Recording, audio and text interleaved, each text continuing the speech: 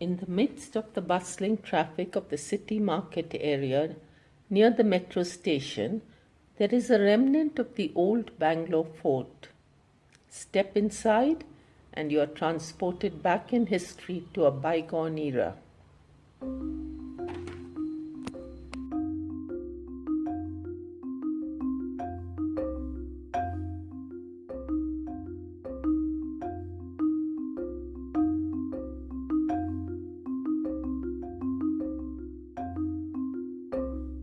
And history is something where you take out people out of their context, their time, and judge them by our standards, whether it's fair to them. So if we were to go back to the time of Hyder, and you see that is he ruled between 1761 to 82. Just imagine what India was at that time.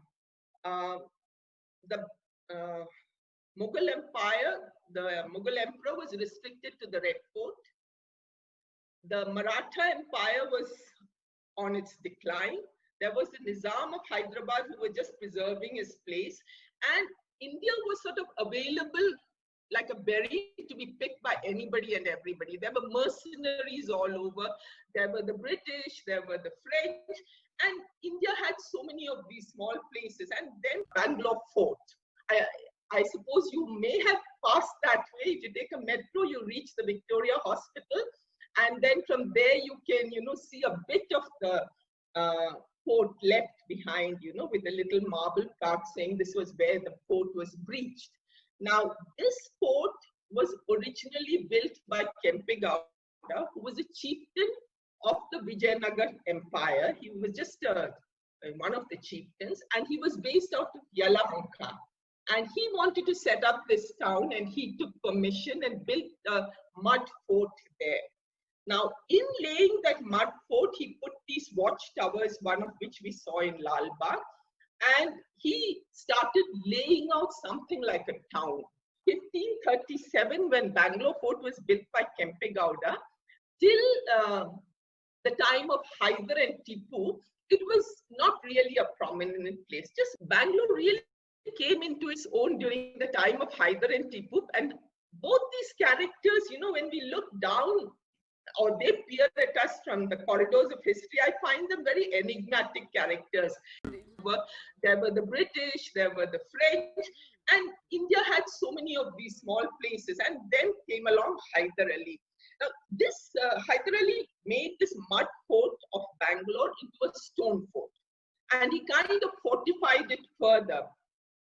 Illiterate as he was still a very astute general, and he was able to, build a strong army which took on the British, and he almost, you can say, won the first Anglo-Mysore War.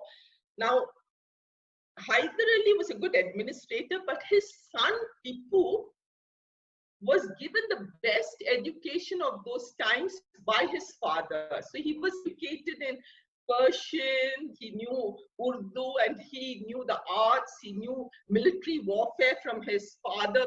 So as a ruler, he was a man who was much ahead of his times.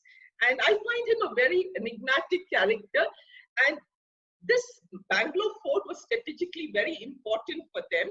And today I've seen a picture, satellite map of Bangalore Fort, which Intact has. If you see that satellite map, it's almost like the Titanic, images of the Titanic underwater. The fort itself has disappeared, but the way the streets have been formed, the way things have been constructed, it's almost like you can see the outline of this old fort surrounding, what is left of the structure today. So this particular fort was one of the strongholds of Tippu.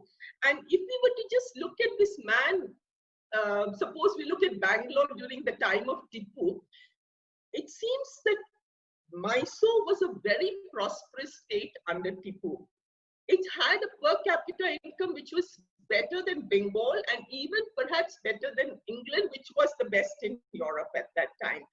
In his administration, he brought mulberry bushes from Bengal and China and started the Mysore silk industry in Mysore. So Mysore silk originated because of Tipu's initiative to bring mulberry bushes and cultivation of getting the silkworms. He got his ambassadors to bring it. He did land reforms.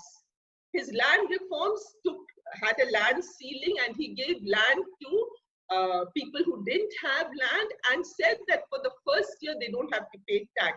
So some of the records that he maintained is still being followed today. And then the next thing is he started an admiralty. There was a navy for mercantile purposes as well as one for his navy. And then if you were to also think about him, Abdul Kalam went to NASA. And in the reception place, there is a painting he saw where rockets were being fired. And they looked like Indians, and their uniform was that of the Mysore army. Tipu is famous for the sort of rockets that the Mysore army used. I believe they had peculiar qualities, like if it is fired, as soon as it reaches into the enemy ranks, it'll become like a spinning sword and cause a lot more damage, among the enemy. So the British were also not having such rockets. So he's really considered the father of rocketry. And his approach towards Hindu temples within his domain was different from what he did with his enemies. All his enemies, he showed no mercy, whether he converted them or whether the Kurgis were supposed to be pro-British, the others, Mangalorean Christians, all this may have happened, but then they were considered as his enemies. So today, when we look at Tippu, I think he was one of the great rulers, and Bangalore was, an important city in a very prosperous state, which was Mysore at that time. If we were to stand in 1791, we would see this state of Mysore near Bangalore Fort. Just a few years down the line, in 1791, came Lord Cornwallis. Lord Cornwallis, if we were to see the world history at that time, he had just been defeated in the American War of Independence. He had surrendered to the American forces, and he was literally a man who had come back disgraced. And he was trying to reclaim his reputation in India. And he came, and from Madras, they mounted the attack on the Bangalore Fort. And an army moving in those days was like a township moving. You had horses, you had elephants, you had cooks, you had rations, and you had a whole lot of people who were the entourage of the soldiers. So it took a couple of months for an army to move, and everybody knew the army was coming.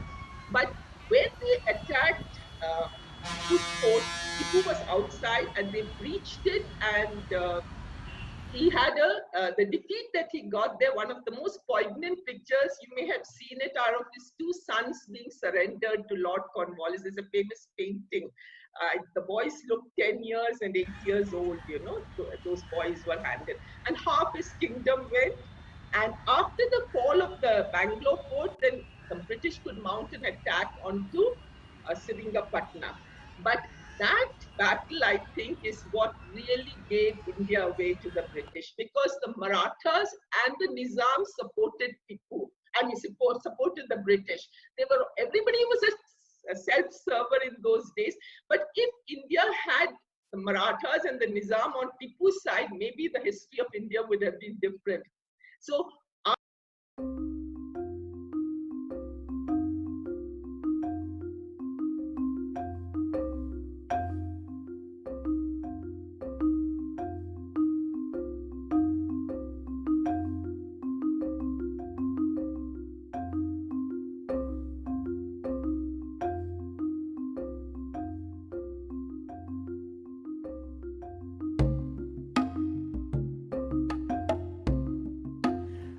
After the fall of Seringamapatna in 1799, the British forces led by Arthur Wellesley stayed on at Seringamapatna for a few years.